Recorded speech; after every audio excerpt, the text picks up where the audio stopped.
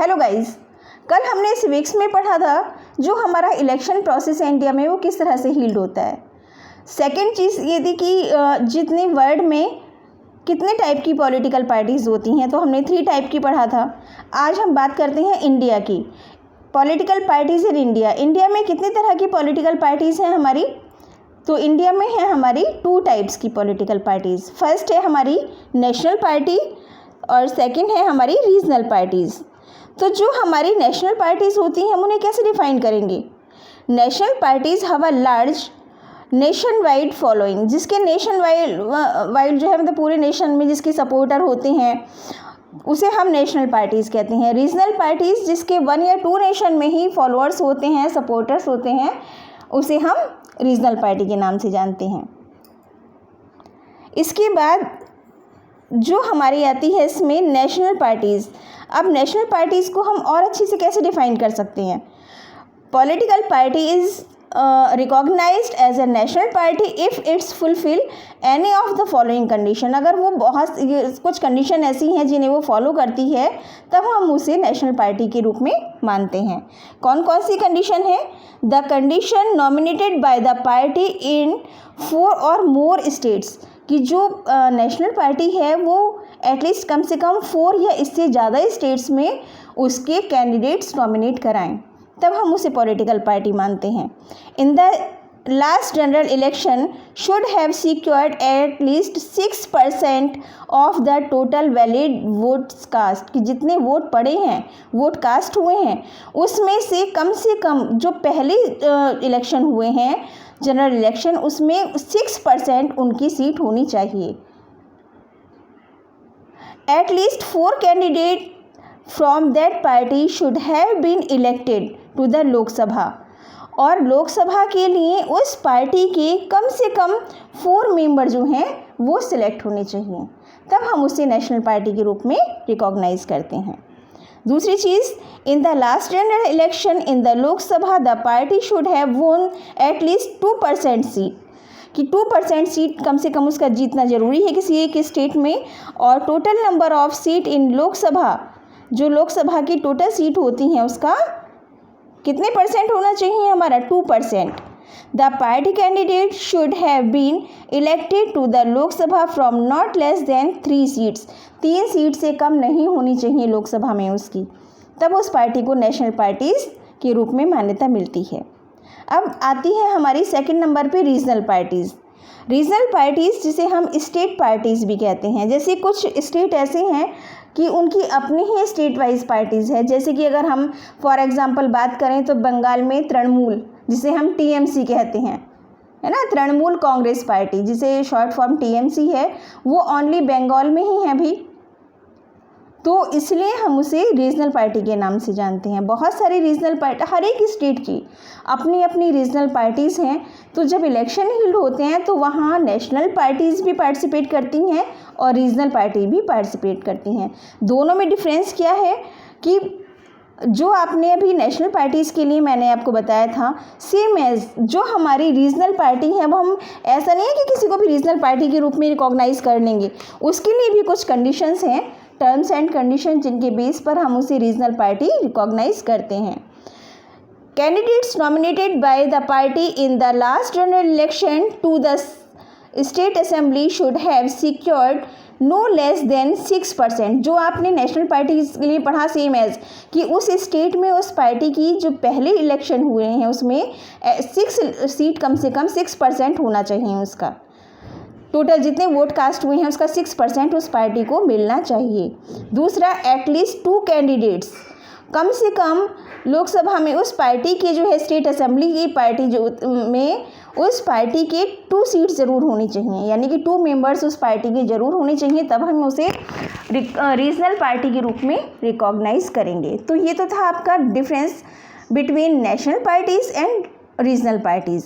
Regional parties को मैंने starting में भी बताया था, हम इसे स्टेट पार्टीज़ भी कहते हैं। जैसे यूपी है तो जितनी नेशनल पार्टीज़ हैं वो तो इलेक्शन में पार्टिसिपेट करेंगे, इसके अलावा जो रीजनल पार्टी हैं, लोकल स्टेट की पार्टी हैं, वो भी इसमें पार्टिसिपेट करती हैं। इसके बाद में आती है हमारी, जब हमारे इलेक्शन हो गया है ना, कैंडिडेट हमारे विन हो गए, पार्टीज़ का हमें पता चल गया। तो फॉर्मेशन ऑफ द गवर्नमेंट, हमारी गवर्नमेंट किस तरह से बनती है, गवर्नमेंट की फॉर्मेशन किस तरह से होती है। अब डेमोक्रेटिक सिस्टम में पार्लियामेंट्री सिस्टम जो कि इंडिया ने अडॉप्ट किया है आफ्टर इंडिपेंडेंस, तो उस सिस्टम में अगर हम बात करते हैं तो the party that gets the majority in parliament is called the ruling party. Parliament में जिसकी मेजॉरिटी होती है, यानी कि जिस पार्टी के सबसे ज़्यादा वोट होते हैं और कैंडिडेट होते हैं, उस पार्टी को रूलिंग पार्टी कहते हैं। अब पता कैसे चलता है, जैसे सारी नेशनल पार्टीज़ हैं आपकी, रीजनल पार्टीज़ हैं उसमें, तो जिस पार्टी के सबसे ज़्यादा, ओबियसली नेशनल पार्टी के होंगे, वोट सबसे ज़्यादा होते हैं, तो उस पार्टी को हम रूलिंग पार्टी के रूप में डिक्लेयर करते हैं। अब क्या होता है कि जो हमारे प्रेसिडेंट हैं वो उस पार्टी के लीडर को इनवाइट करते हैं गवर्नमेंट बनाने के लिए ना। Its leader is invited to form the government, government बनाने के लिए उसको इनवाइट किया जाता है। The leader of majority party heads the legislature. अब जो मेजॉरिटी पार्टी का लीडर होता है, जिसे हम पीएम कहते हैं, तो प्रधानमंत्री, है ना, प्राइम मिनिस्टर जो हैं हमारे, वो लेजिस्लेचर के भी हेड होते हैं। और जितने उनकी पार्टी की अदर मिनिस्टर्स हैं गवर्नमेंट में, तो उनको कैबिनेट मिनिस्टर कहा जाता है। कैबिनेट मिनिस्टर की पोस्ट दी जाती है उनमें से कुछ को। तो जो अब गवर्नमेंट कैसे फॉर्मेशन होती है कि जब रिज़ल्ट डिक्लेयर हो गया इलेक्शन का, तो उसके बाद में ये पता चल गया किस पार्टी को कितने वोट मिले हैं, कितने कैंडिडेट किस पार्टी के विनर हैं, तो उसी पार्टी के जो हेड को प्रेसिडेंट इनवाइट करता है गवर्नमेंट बनाने के लिए। और आफ्टर दिस प्रोसेस, जब वो प्राइम मिनिस्टर बन जाते हैं, आपने देखा होगा कि फिर उन्हें जो प्रेसिडेंट हैं इंडिया के, वो उन्हें ओथ दिलाते हैं, शपथ दिलाते हैं ना। और उसमें आपको भी क्लियर हो जाता है, बहुत लोग उत्सुकता होती है देखने की कि भाई कौन कौन से कैबिनेट मिनिस्टर बने हैं, किस किस को कैबिनेट मिनिस्टर का पोस्ट दिया गया है। तो फिर जो प्राइम मिनिस्टर होता है वो प्रेसिडेंट से अपने अदर मेंबर्स को, अदर कैंडिडेट्स को, जो कि उसके कैबिनेट मिनिस्टर होते हैं, उनसे इंट्रोड्यूस कराते हैं। तो ये तो था हमारा फॉर्मेशन ऑफ गवर्नमेंट का प्रोसेस। अब ज़रूरी नहीं है कि हर बार ऐसा हो कि किसी एक पार्टी को ही मेजॉरिटी में वोट मिले। कई बार ऐसे होता है कि जितनी हमारी सीट हैं उतनी जो है कोई भी पार्टी उसे गेन नहीं कर पाता उस टारगेट को। तो उस कंडीशन में कोलिशन गवर्नमेंट बनती है। कोलिशन गवर्नमेंट को मल्टी पार्टी सिस्टम भी कहा जाता है। मल्टी पार्टी सिस्टम क्या है कि बहुत सारी पार्टीज़, अब 2-3 पार्टीज़ मिलकर उसमें जो है कि एक किसी पार्टी को तो इतना वो मिली ही नहीं मेजॉरिटी, तो 2-3 पार्टी मिलकर गवर्नमेंट बनाती हैं, एक कोलिशन बनाती हैं अपना, और वो कोलिशन जो है वो गवर्नमेंट को बनाता है। अगर हम इंडिया की बात करें तो इंडिया में सबसे पहले 1977 में कोलिशन गवर्नमेंट बनी थी फर्स्ट टाइम, जो जनता पार्टी की और जो उसके अलायंस थे उनके साथ मिलकर बनी थी। तो इस तरह से इंडिया में ही नहीं, जहाँ पर ये मल्टी पार्टी सिस्टम है वहाँ पर कोलिशन गवर्नमेंट की चांसेस ज़्यादा होते हैं। अब इसकी कुछ एडवांटेज भी हैं और डिसएडवांटेज भी हैं कोलिशन गवर्नमेंट की।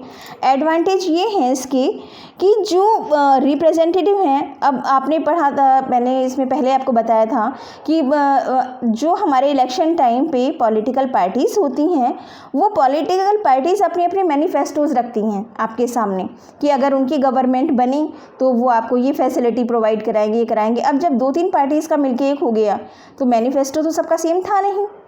उसमें बेनिफिट ये होता है कई बार कि सभी को उसमें चांस मिलता है, या सभी के मैनिफेस्टोज़ के जो मेन पॉइंट्स हैं उनको एक्सेप्ट किया जाता है, और इस तरह से कुछ हद तक ये गवर्नमेंट जो है वो बेटर फॉर्म में काम करती है, लेकिन ऐसा हो नहीं पाता। अब ये तो थे इसके एडवांटेज। डिसएडवांटेज क्या है कि हर एक पार्टी ये चाहेगी कि मेरे मैनिफेस्टो को ही रखा जाए, मेरे जो लीडर्स हैं ज़्यादा से ज़्यादा कैबिनेट मिनिस्टर उनको ही बनाया जाए, गवर्नमेंट में उनको चांस दिया जाए। हर एक पार्टी की ये इच्छा होगी, हर एक पार्टी ये चाहेगा कि मेरा लीडर ही प्राइम मिनिस्टर बने। तो उसमें कई बार क्या होता है कि जो गवर्नमेंट है वो, जिसको भी उन्होंने प्राइम मिनिस्टर अपॉइंट किया है अपना, या वो गवर्नमेंट पूरी तरह से फ्रीली वर्क नहीं कर सकती, ना ही कोई डिसीजन ले सकती है। क्यों? उसके साथ जो उसके कोलिशन हैं, जो उसके अलायंस हैं, वो उसको ऐसा करने से रोकते हैं, क्योंकि कहीं ना कहीं उनकी पॉलिसी जो है उससे इफ़ेक्टेड होती है। तो इस तरह से जो दो फॉर्म हैं, एक तो जैसे मैंने बताया था कि गवर्नमेंट की सिंगल पार्टी ही रूलिंग पार्टी होती है अगर उसकी मेजॉरिटी है।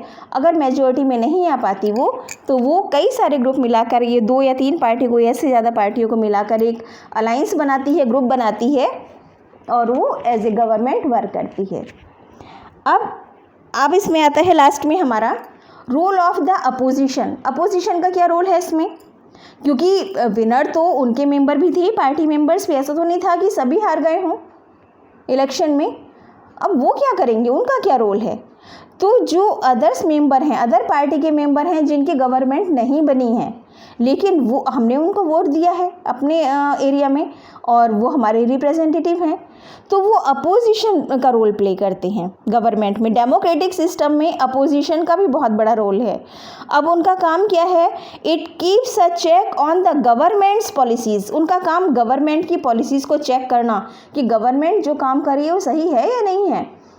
दूसरा, keeping in mind the welfare of the country and the people. उनका ध्यान क्या होता है, केवल पब्लिक की भलाई के लिए और जो उनकी प्रोग्रेस के लिए वर्क है उसको करना। कई बार गवर्नमेंट की किसी पॉलिसी को लेकर अपोजिशन उसको अपोज़ करता है और उसकी अपोज़ करने के लिए कई बार वो रैलीज़ जो है अपनी हिल्ड करता है और पब्लिक मीटिंग करता है, आप लोगों की ओपिनियन भी ली जाती है उसमें। तो ये रोल है हमारा अपोजिशन का। जो मेंबर्स गवर्नमेंट नहीं बना पाए हैं लेकिन वो अपने एरिया से चूज़ करके इलेक्ट करके गए हैं, वो विनर्स हैं, तो वो अपोजिशन का रोल प्ले करते हैं। तो आज आपका टॉपिक जो मेन थे इसमें, एक तो हमारी पॉलिटिकल पार्टीज़ थी इंडिया में, कितनी तरह की पॉलिटिकल पार्टीज़ होती हैं हमारी, और कंडीशन ऑफ स्टेट पार्टीज़। जो स्टेट पार्टीज़ हैं उनकी क्या कंडीशन होती है कि स्टेट पार्टीज़ जो हैं वो केवल एक पर्टिकुलर एरिया में ही लिमिटेड होती हैं। दूसरा, फॉर्मेशन ऑफ गवर्नमेंट किस तरह से बनती है आफ्टर इलेक्शन। कोलिशन गवर्नमेंट किस कंडीशन में बनती है, अगर कोलिशन गवर्नमेंट बनती है तो उसके क्या एडवांटेज हैं और क्या डिसएडवांटेज हैं। जो अदर पार्टी के विनर्स होते हैं तो उन लोगों का क्या रोल है और अपोजिशन अपना वर्क किस तरह से करती है। तो ये था आज का हमारा टॉपिक।